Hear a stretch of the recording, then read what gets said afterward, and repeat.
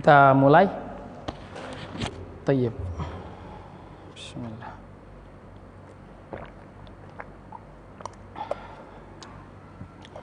Assalamualaikum warahmatullahi wabarakatuh.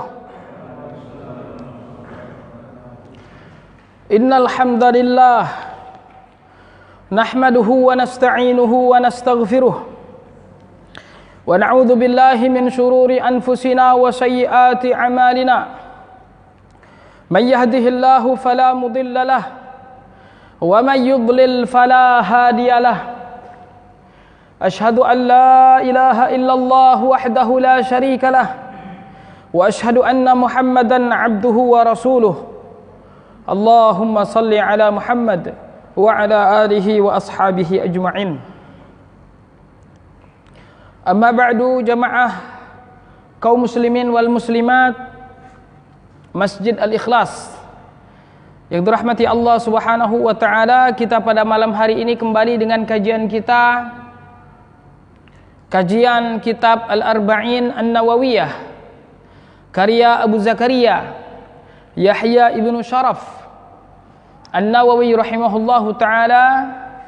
Beliau wafat pada tahun 676 Hijriah.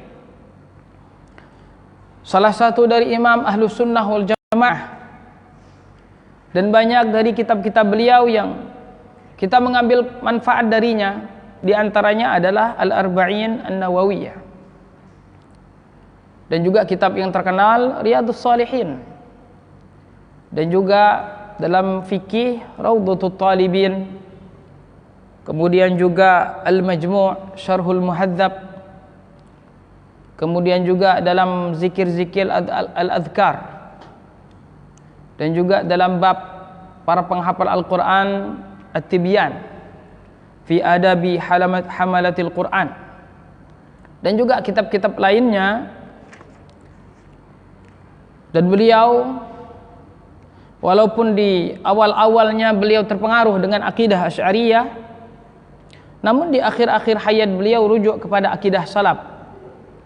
Dan beliau di akhir hayat beliau menulis sebuah kitab yang di situ beliau menetapkan sifat kalam Allah Subhanahu wa taala dengan sempurna, ai biharfin wa sautin. Tayyib, Bapak Ibu yang dirahmati Allah Subhanahu wa taala, kita pada malam hari ini masuk ke hadis yang ke-7, dan insyaallah taala kita akan juga masuk ke dalam hadis yang ke-8. Karena kita ingin di setiap pertemuan kita mengambil 2 hadis. Syukur-syukur kalau kita sambil setoran. Ada yang mau setor? Tayyib. Tayyib, mungkin nanti ya. Tayyib, bismillah. Hadis yang ke-7, ad-dinun nasihah. Tema hadis ini adalah ad-dinun nasihah. Agama itu adalah nasihat. Kata beliau rahimahullahu ta'ala, an Abi Ruqayyah Tamim ibni Ausin ad-Dari radhiyallahu anhu anna an-nabiy sallallahu alaihi wasallam qala ad-dinun nasihah thalathan. Qulna liman ya Rasulullah? Qala lillahi wa li kitabihi wa li rasulihi wa li a'immatil muslimina wa ammatihim. Rawahu Muslim. Dari Abi Ruqayyah Tamim ibni Ausin ad-Dari, bahwasanya Nabi sallallahu alaihi wasallam berkata, ad-dinun nasiha, agama itu adalah nasihat. Thalathan, yaitu 3 kali beliau ucapkan tersebut, ad-dinun nasihah, ad-dinun nasihah, ad-dinun nasihah. Agama itu adalah nasihat, agama itu adalah nasihat, agama itu adalah nasihat. Memang ini adalah salah satu uslub untuk mengajarkan dan membuat para at-tullab untuk menghafal apa yang kita sampaikan. Diulangi 3 kali. Qulna liman ya Rasulullah? Kami berkata, untuk siapa wahai Rasul sallallahu alaihi wasallam? An-nasihah. Nasihah adalah suatu kata singkat namun padat akan makna. Kalau kata Imam Nawawi menukil kata kalam dari Al-Khattabi, nasihat itu adalah hiyazatul hadzi lil mansuh. Hiyazatul hadzi lil mansuh. Jadi mengumpulkan sesuatu yang baik untuk diberikan kepada siapa yang akan kita berikan. Jadi mengambil sesuatu yang murni, sesuatu yang baik, sesuatu yang murni untuk kita berikan kepada siapa yang akan kita berikan. Itulah nasihat. Memberikan yang terbaik kepada Allah dan Rasulnya, itu nasihat. Memberikan yang terbaik kepada kitabnya, kepada kaum muslimin, kepada para pemimpin-pemimpin kaum muslimin, itulah nasihat. Ad-dinun nasihah, agama itu adalah nasihat. Qulna liman ya Rasulullah, untuk siapa wahai Rasul sallallahu alaihi wasallam? Beliau menjawab, lillah, untuk Allah, wali kitabihi, untuk kitabnya, wali rasulihi, untuk rasulnya, wali a'immatil muslimina, untuk pemimpin kaum muslimin, wa ammatihim, dan juga untuk seluruh umat Islam. Maka di sini Rasul sallallahu alaihi wasallam mengatakan an-nasihah, kemurnian kita, kebaikan kita berikan pertama kepada Allah. Jadi nasihat itu bukan hanya sekedar dalam bahasa kita, si fulan menasihati si fulan, iya itu bagian dari nasihat, tapi bukan nasihat secara umum, secara keseluruhan. Adapun nasihat secara keseluruhan itu adalah memberikan yang terbaik, yang murni kepada siapa yang ingin kita berikan. Maka yang pertama kata Rasulillahi wali kitabihi, yang pertama untuk Allah, yang kedua untuk kitabnya, yang ketiga untuk rasulnya, yang keempat untuk pemimpin-pemimpin kaum muslimin, dan yang kelima untuk seluruh kaum muslimin. Jadi untuk 5 perkara di sini kita menempatkan nasihat yang kita miliki ini, yang murni, yang terbaik yang kita miliki ini, untuk kelima aspek di sini, kelima tempat di sini. Tayyib, yang pertama adalah an-nasihatu lillah. Nah, di sini saya menukilkan sekelumit dari perkataan Nawawi dan juga ulama-ulama lainnya. Apa yang dimaksud dengan nasihat untuk Allah? Kata beliau, qala al-ulama'u amma an-nasihatu lillahi fa ma'naha yansarifu ila al-iman billah. Nasihat untuk Allah maksudnya adalah iman kepada Allah Subhanahu wa taala. Wa nafyi syariki anhu, dan juga menafikan persekutuan, menafikan kesyirikan, tidak melakukan kesyirikan. Wa tarkil ihadi fi sifatihi wa wasfihi bi sifatil kamali wal jalali kulliha wa tanzihihi subhanahu wa ta'ala an jami'i anwa'in naqais, ila akhirih kalam beliau. Maka maksud nasihat untuk Allah adalah kita bertauhid kepada Allah Subhanahu wa ta'ala. Kita mengimani bahwasanya Allah Subhanahu wa taala esa dalam rububiyahnya, esa dalam uluhiyahnya, dan juga esa di dalam asma wa sifat. Inilah yang dimaksud dengan iman kepada Allah. Maka maksud dari iman kepada Allah adalah kita mentauhidkan Allah, dan cara mengesakan Allah, cara mentauhidkan Allah Subhanahu wa taala, yaitu mengesakan Allah Subhanahu wa taala pada rububiyahnya yang pertama. Yang kedua, mengesakan Allah Subhanahu wa taala pada uluhiyahnya, dan yang ketiga, mengesakan Allah Subhanahu wa taala pada asma was sifat. Tayyib, inilah tauhid. Maka orang-orang yang berbuat syirik kepada Allah, mengakui bahwasanya batu-batu tersebut menjadi sebab datangnya berkah, turunnya berkah, bisa menolak bala, maka mereka belum memberikan nasihat kepada Allah, belum memberikan nasihat untuk Allah. Kalau ada orang-orang yang meminta kepada kuburan, meminta kepada selain Allah Subhanahu wa taala, memberikan sesajen, pengorbanan kepada laut, gunung, dan lain sebagainya, maka mereka belum memberikan nasihat kepada Allah Subhanahu wa taala. Tayyib, tauhid, perkara yang paling penting di dalam kehidupan kita. Tauhid, tauhid, tauhid. Tayyib. Apabila tauhid kita benar, amal soleh kita akan diterima Allah Subhanahu wa taala. Kita akan mendapatkan syafaat dari Nabi sallallahu alaihi wasallam. Pintu surga akan dibukakan untuk kita, dan kalaupun masuk ke dalam neraka akan diangkat oleh Allah Subhanahu wa taala dengan ketauhidan yang kita miliki. Sebaliknya, orang yang tidak bertauhid, orang yang tauhidnya rusak sampai jatuh kepada syirik besar, maka dia tidak akan mendapatkan ampunan dari Allah Subhanahu wa taala. Tempatnya di dalam neraka jahanam. Kalau dia melakukan syirik besar dan mati dalam keadaan syirik besar, tempatnya di neraka jahanam, kekal selama-lama di dalamnya. Tidak akan mendapatkan syafaat dari Rasul sallallahu alaihi wasallam dan tidak akan mencium bau surga. Tauhid. Berapa banyak dari kaum muslimin saat ini mereka mengucapkan kalimat la ilaha illallah, tapi lisan mereka bertentangan dengan kalimat la ilaha illallah. Mereka mengucapkan la ilaha illallah, akan tetapi masih memanggil, meminta kepada selain Allah Subhanahu wa taala. Ada yang salah di dalam pemahaman tauhid mereka.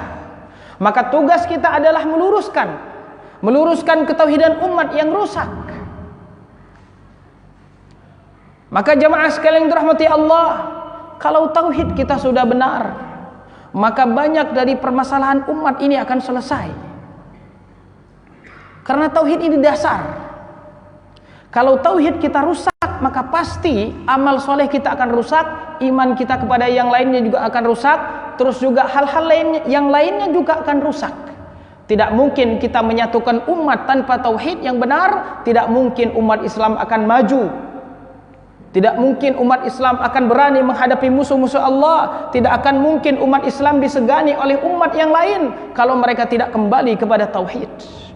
Umat Islam saat ini yang ditimpakan oleh Allah Subhanahu wa taala penyakit wahan, hubbud dunya wa karahiyatul maut, karena memiliki tauhid yang lemah. Umat Islam saat ini tidak ada yang berdaya menghadapi rongrongan, menghadapi segala macam keburukan, kejelekan, bahkan penyiksaan dari orang-orang kafir, sebagaimana yang terjadi dengan saudara-saudara kita di Palestina saat ini. Tidak ada satupun negara di dunia ini yang berani menghadapi orang-orang kafir. Taib, ya karena memang tauhid kita lemah. Bagaimana mau ditolong oleh Allah Subhanahu wa taala sedangkan kita saja masih meminta kepada selain Allah? Bagaimana pertolongan Allah akan datang? Bagaimana pertolongan Allah Subhanahu wa taala akan datang sedangkan kita saja banyak salah di dalam memahami ayat Al-Qur'an? Sebagian tidak bisa membaca Al-Quran, sebagian salah di dalam memahami makna ayat Al-Quran.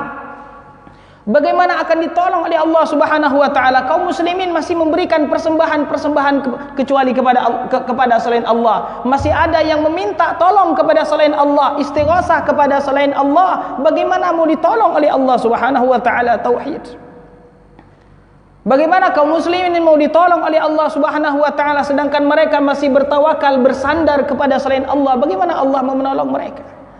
Bagaimana Allah mau menolong kaum muslimin sedangkan banyak dari kaum muslimin yang tidak mengerjakan salat? Berapa banyak dari kaum muslimin yang tidak mengerjakan salat? Berapa banyak dari kaum muslimin yang meremehkan perkara salat? Bagaimana mau ditolong oleh Allah Subhanahu wa taala? Bagaimana kaum muslimin mau ditolong oleh Allah Subhanahu wa taala sedangkan mereka sendiri jauh dari sunnah, tariqah, manhaj Nabi Muhammad sallallahu alaihi wasallam? Rasul mengatakan A, yang dilakukannya adalah B.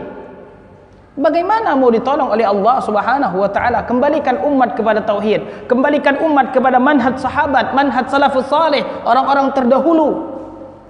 Yang mereka ketika menghadapi orang-orang kafir, walaupun jumlah mereka sedikit, tapi mereka dimenangkan oleh Allah Subhanahu wa taala. Di dalam perang Badar, jumlah kaum muslimin 300-an lebih. Orang-orang kafir hampir 1000. Di perang Uhud, jumlah kaum muslimin 700-an. Orang-orang kafir sampai 3000. Di dalam perang Khandaq atau perang Ahzab, jumlah kaum muslimin 1000 dan kaum kafir sampai 3000. Tapi apa yang membuat mereka ditolong oleh Allah Subhanahu wa taala?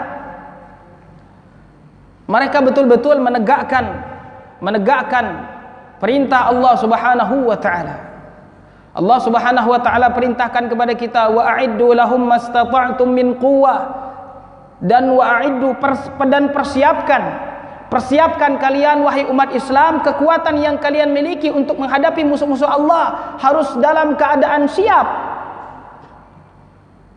Dan sebelum kita mempersiapkan peralatan-peralatan untuk jihad, peralatan-peralatan untuk bertempur, peralatan-peralatan untuk mengalahkan musuh-musuh Allah, pertama yang kali kita harus persiapkan adalah iman dan takwa.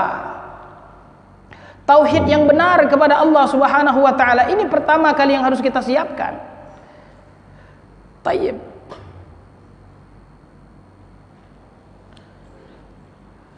Taib yang kedua adalah, ini kita Bapak Ibu singkat saja ya, kalau kita berbicara tentang nasihat untuk Allah ini panjang sekali tentunya. Tauhid rububiyah, tauhid uluhiyah dan tauhid asma sifat ini panjang sekali tentu pembahasannya. Taib. Maka nasihat untuk Allah Subhanahu wa taala, kita bertauhid, beriman kepada Allah, menjalankan perintahnya dan menjauhi larangannya. Wali kitabihi, nasihat untuk kitabnya. Kata Imam Nawawi, amma nasihatu li kitabillahi fal imanu bi annahu kalamullahi ta'ala wa tanziluhu la yushbihuhu syai'un min kalamin nas.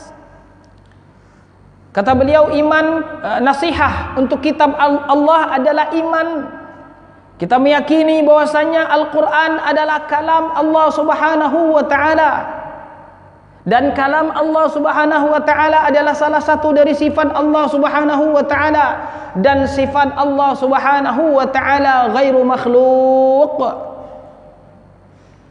Tidak seperti kelompok Mu'tazilah yang mereka mengatakan Al-Qur'an itu makhluk. Al-Qur'an itu adalah ciptaan Allah, karya katanya. Karya Allah, bukan perkataan Allah, bukan kalam Allah, bukan sifat Allah. Tentu sesat. Atau kelompok Asy'ariyah mengatakan Al-Quran ini adalah ibarah an kalamillah. Adapun kalamullah al-qadim itu adalah kalamun nafsi katanya. Ini juga menyimpang dari manhaj al-sunnah wal jamaah. Tayyib, al-sunnah wal jamaah mengatakan sebagaimana lafaz Al-Quran. Tayyib, fa'ajirhu hatta yasma'a kalamullah. Al-Quran adalah kalamullah. Kalamullah idhafatus sifati ilal mausuf. Ini sifat Allah. Dan sifat Allah sama seperti zat Allah bukan makhluk, maka sifat Allah juga bukan makhluk. Tayyib. Al-Quran walaupun dia tertulis di mushaf, ya mushaf ini kertas makhluk, tinta makhluk, suara yang kita lafazkan makhluk, tetapi yang tertulis Al-Qur'annya itu sendiri Al-Quran. Tayyib. Itu adalah sifat Allah Subhanahu wa ta'ala. Tayyib. Dan tentu bab sifat semuanya tanpa terkecuali, baik itu sifat dzatiyah maupun sifat fi'liyah maupun sifat khabariyah, babnya sama. Babnya sama, kaidahnya adalah itsbatuhu bila tamtsil wa tanzihullah ta'ala bila ta'til. Ini kaidah kita di dalam memahami bab asma wa sifat. Kita menetapkan semua sifat-sifat Allah di dalam Al-Quran dan di dalam sunnah Rasul. Yang kita ketahui maupun yang tidak kita ketahui. Apapun sifat tersebut, mau sifat dzatiyah seperti misal Al-Hayyu, mau sifat fi'liyah seperti Allah beristiwa di atas arsy, atau sifat khabariyah Allah memiliki dua tangan, wajah. Kita tetapkan semua sifat Allah biduni tamtsil, tanpa menyerupakan Allah dengan makhluknya. Laisa kamitslihi syai'. Allah tidak serupa dengan apapun. Kita pahami maknanya sesuai dengan kemuliaan Allah. Hakikat sifat tersebut kita kembalikan kepada Allah. Kita tidak tahu hakikat zat Allah, sebagaimana juga kita tidak tahu hakikat sifat Allah Ta'ala, sebagaimana kita tidak tahu hakikat zat Allah Subhanahu wa Ta'ala. Dan juga tanzihuhu bila ta'til. Kita mensucikan Allah dari segala kekurangan, dari segala aib. Tetapi walaupun demikian, kita tidak boleh menafikan sifat yang ditetapkan oleh Allah. Allah tetapkan sifat-sifat di dalam Al-Quran istiwa, yang mengandung makna Allah Maha Tinggi. Karena gara-gara kita ingin mensucikan Allah misalnya, kemudian kita nafikan sifat tersebut, sebagaimana kelompok Mu'attilah dari Mu'tazilah dan Asy'ariyah yang menolak sifat tersebut. Katanya bagi mereka karena sifat ini sama seperti sifat makhluk, ya Allah yang menetapkan sifat tersebut. Kita ketika menetapkan sifat tersebut, kita meyakini Allah tidak sama seperti makhluknya. Anda jangan memilah dan memilih. Kalau Anda ingin menafikan sifat istiwa, ya nafikan juga sifat yang lain. Bukankah manusia mendengar, manusia melihat? Allah mendengar, Allah melihat. Ya sama juga ketika Allah mengatakan dia beristiwa. Allah beristiwa dan manusia bisa saja dia beristiwa, tetapi istiwa Allah tidak sama dengan istiwa makhluk. Tayyib. Dan juga sifat-sifat lainnya, tugas kita hanya menetapkan saja. Hakikatnya kita kembalikan kepada Allah Subhanahu wa ta'ala. Apakah sopan kita mengatakan Allah mengatakan 7 kali di dalam Al-Quran dia beristiwa di atas arsy, kemudian kita mengatakan plus Allah tidak beristiwa? Subhanallah. Tayyib. Kemudian nasihat wali rasulihi, kata beliau, wa amman nasihatu li rasulihi sallallahu alaihi wasallam fatasdiquhu ala risalah wal imanu bi jami'i ma jaa bih. Tayyib, ila akhirih kalam beliau. Maka nasihat untuk rasulnya adalah kita membenarkan risalah beliau, membenarkan semua apa yang beliau sampaikan. Tasdiquhu fima akhbar, tasdiquhu fima akhbar, membenarkan apa yang semua beliau kabarkan. Semua informasi yang beliau kabarkan itu adalah benar, diterima akal kita atau tidak, sesuai dengan adat istiadat kita atau tidak, semuanya adalah kebenaran. Wa ma yantiqu 'anil hawa in huwa illa wahyu yuha. Ada hadis Rasul yang memerintahkan apabila zubab, lalat jatuh fi ina'i hadikum, maka perintah Rasul kalau ada lalat yang jatuh ke wadah yang di situ ada air kita, di situ minuman kita, maka cemplungkanlah. Taib, karena di satu sayapnya ada penyakit dan satu sayapnya ada penawarnya. Nah ini mungkin ada orang-orang yang mengatakan bagaimana, menurut akal saya tidak masuk akal. Nah ini berarti kalau masih demikian Anda belum memberikan nasihat untuk Rasul sallallahu alaihi wasallam, belum memberikan yang terbaik kepada Rasul sallallahu alaihi wasallam. Tasdiquhu fima akhbar wa ta'atuhu fima amar. Taat kepada beliau apa yang beliau perintahkan, karena sesungguhnya perintah beliau adalah perintah dari Allah. Ya ayyuhalladzina amanu athi'ullaha wa athi'ur rasul. Wahai orang-orang yang beriman, taatlah kepada Allah, taatlah kepada Rasul. Maka dari itu taat kepada Rasul adalah ketaatan yang mutlak. Artinya ketaatan kepada Rasul adalah ketaatan yang mutlak, tidak boleh kita pilah dan pilih. Misalnya yang benar dikatakan Rasul kita ikuti, yang tidak benar misalnya tidak demikian.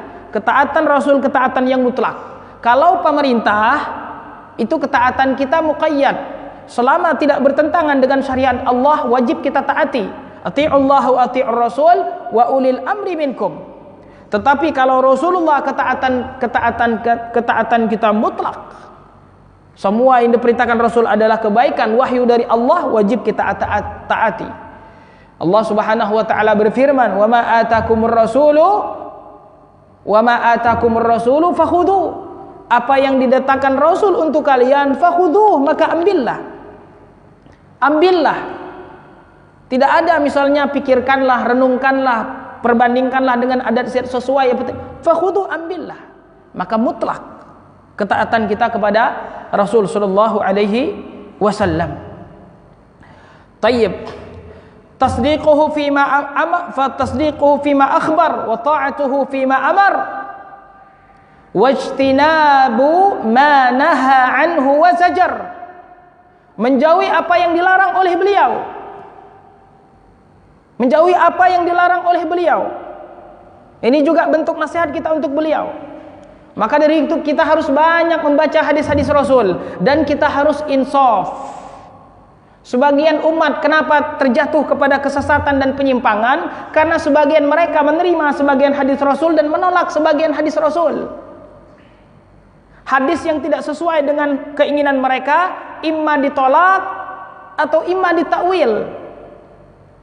Berapa banyak umat sekarang yang mengaku cinta kepada Rasul sedangkan perilakunya, ucapannya dan pilihannya, amaliyahnya bertentangan dengan Rasul sallallahu alaihi wasallam. Sangat jelas sekali.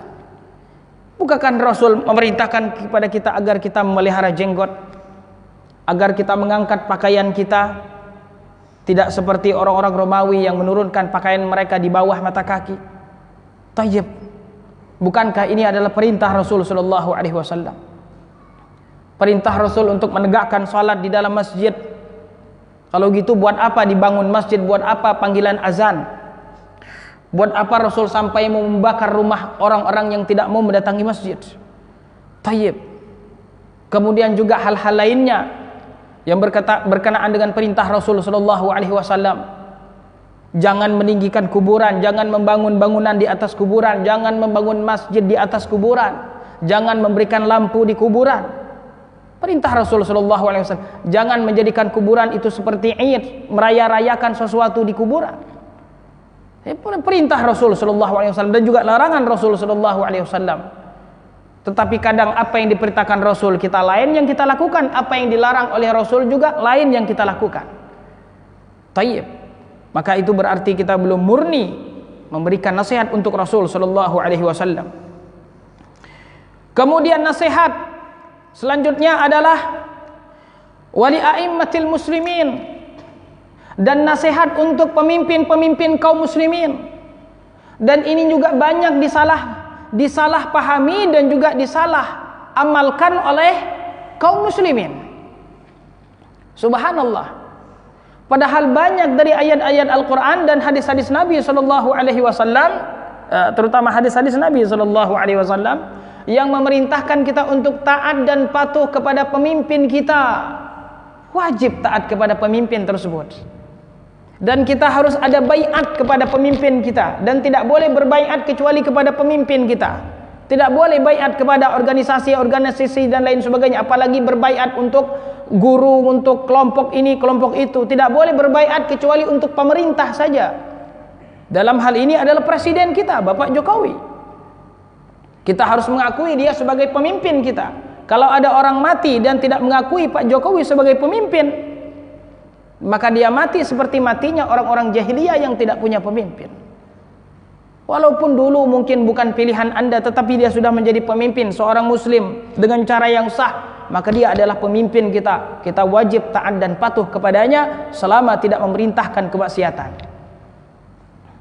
Perintah Rasul sallallahu alaihi wasallam.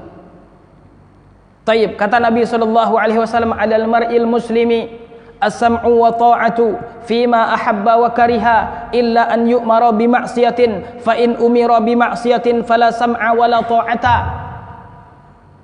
Dalam Sahih Bukhari dan Muslim, wajib bagi setiap muslim, kata Rasul, taat dan patuh kepada pemimpinnya. Karena kalau tidak taat dan patuh, kacau kita.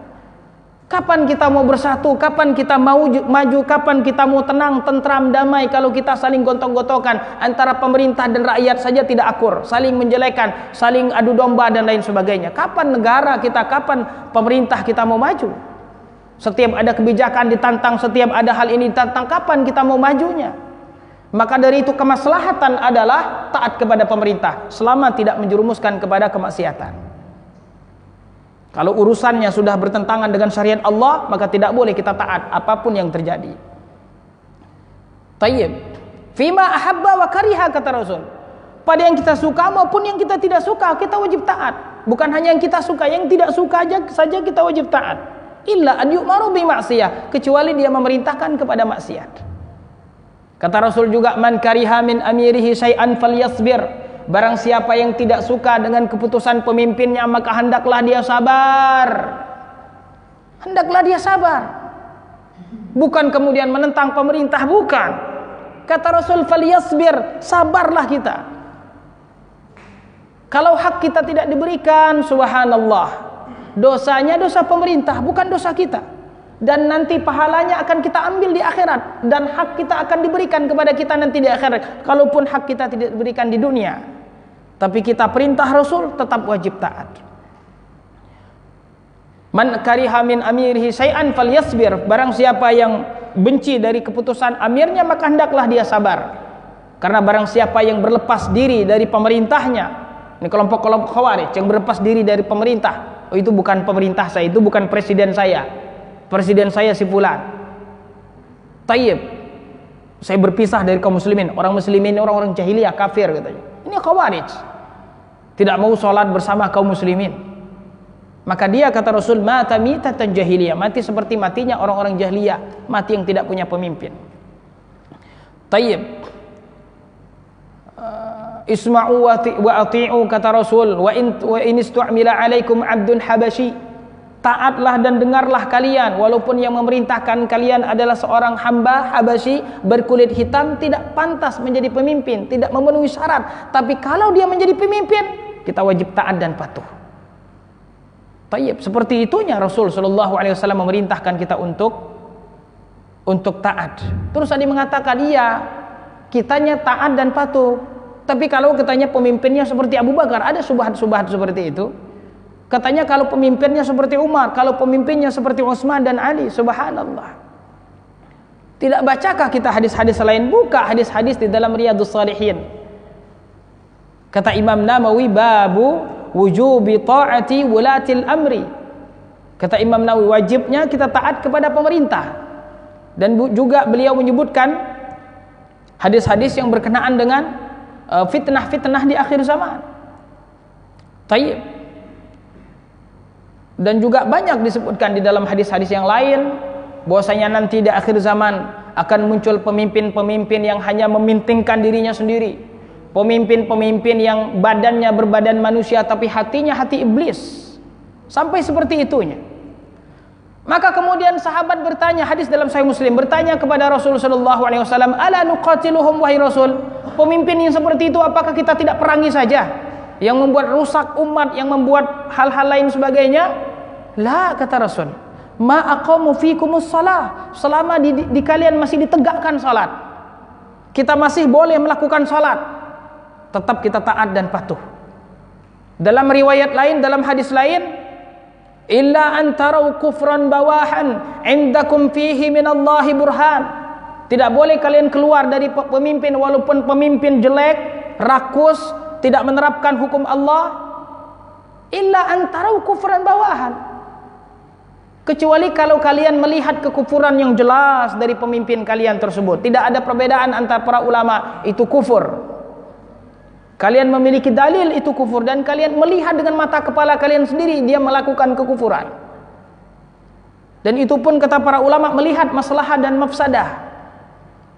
Melihat maslahah dan mafsadah juga. Jangan sampai nanti kita menumpahkan darah kaum muslimin, anak-anak kecil, perempuan yang tidak ada dosa-dosanya. Tapi maka dari itu jihad juga jemaah sekalian dirahmati Allah ada fikihnya. Tidak sembarangan jihad. Jihad itu harus ada di komando pemerintah. Tidak boleh kita ngaku-ngaku ayo jihad, harus komando dari pemerintah. Seperti saat ini misalnya apa yang terjadi di Palestina.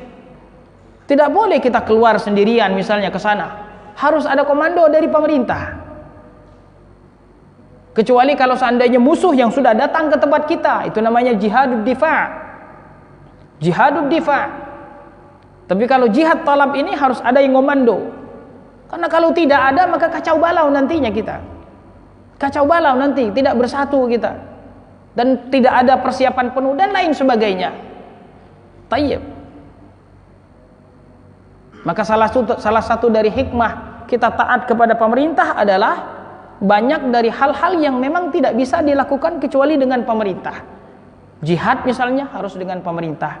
Kemudian juga zakat juga harus dengan pemerintah. Haji harus dengan pemerintah.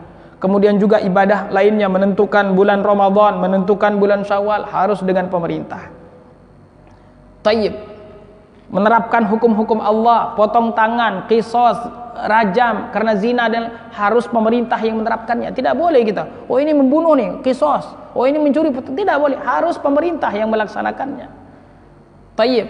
Kemudian juga ada perselisihan di antara kita. Yang ini misalnya perkanaan dengan harta, ini mengambil harta saya, ini menuduh, ini menolak, harus diselesaikan di mahkamah pemerintah. Banyak hal dari kehidupan kita yang tidak bisa dilakukan kecuali dengan pemerintah.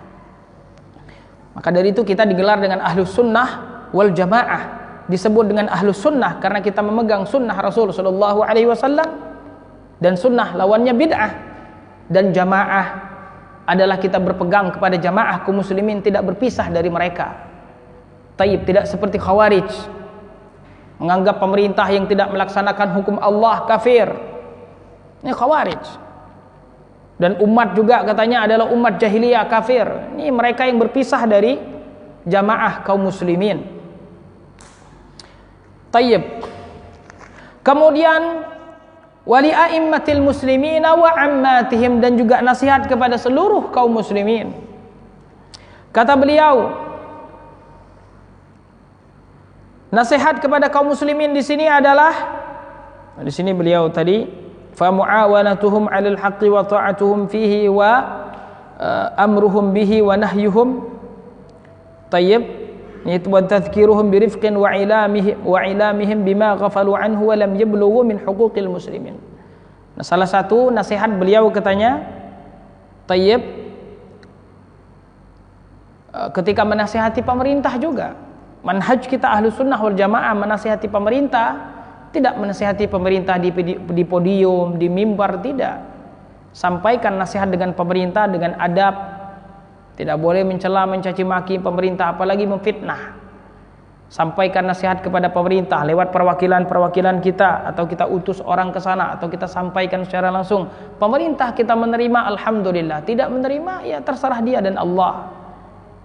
La taziru waziratun wizra ukhra. Dosa kita ditanggung masing-masing.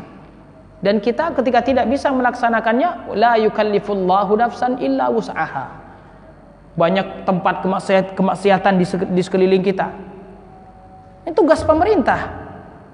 Kata Nabi SAW, "Man ra'a minkum munkaran falyughayyirhu biyadi." Ini adalah tugas pemerintah. Kita tidak mampu melaksanakannya, la yukallifullahu nafsan illa wus'aha. Yang penting kita jaga diri, keluarga kita dan masyarakat kita dari tempat-tempat maksiat tersebut. Yang penting adalah kita sesuai dengan apa yang telah ditentukan Allah Subhanahu wa taala dan Rasulnya. Dan nasihat untuk kaum muslimin adalah kita sebagai seorang muslim menganggap mereka adalah saudara kita, dan saudara seiman ini lebih kuat daripada saudara sedarah. Saudara seiman lebih kuat daripada saudara sedarah. Saudara sedarah apabila berbeda imannya maka tidak ada manfaatnya. Akan tetapi saudara seiman ini adalah persaudaraan yang sampai kepada akhirat. Sampai persaudaraan ini sampai kepada akhirat. Tayyib, bahkan persaudaraan kita sesama muslim di dunia, apabila kita berikan hak-hak saudara kita tersebut, maka kita termasuk orang-orang yang beruntung nanti di akhirat. Tayyib, di dunia saja kita akan merasakan manisnya iman. Kata Rasul, "Thalathun man kunna fihi wajada bihinna halawatal iman." 3 hal apabila ada pada diri kita maka akan merasakan manisnya iman. Yang kedua adalah an yuhibbal mar'a la yuhibbuhu illa lillah. Kita mencintai seseorang dan kita tidak mencintainya kecuali karena Allah. Cinta sesama muslim. Bahkan cinta kita kepada sesama muslim tersebut adalah bentuk dari kesempurnaan iman kita. Kata Rasul, la yu'minu ahadukum, tidaklah sempurna iman kita hatta la yu'minu ahadukum hatta yuhibba li akhihi ma yuhibbu li nafsihi. Tidaklah sempurna imannya sebelum dia mencintai kebaikan untuk saudaranya sama seperti dia mencintai kebaikan itu untuk diri kita sendiri. Maka dari itu sesama muslim hak-haknya harus kita berikan.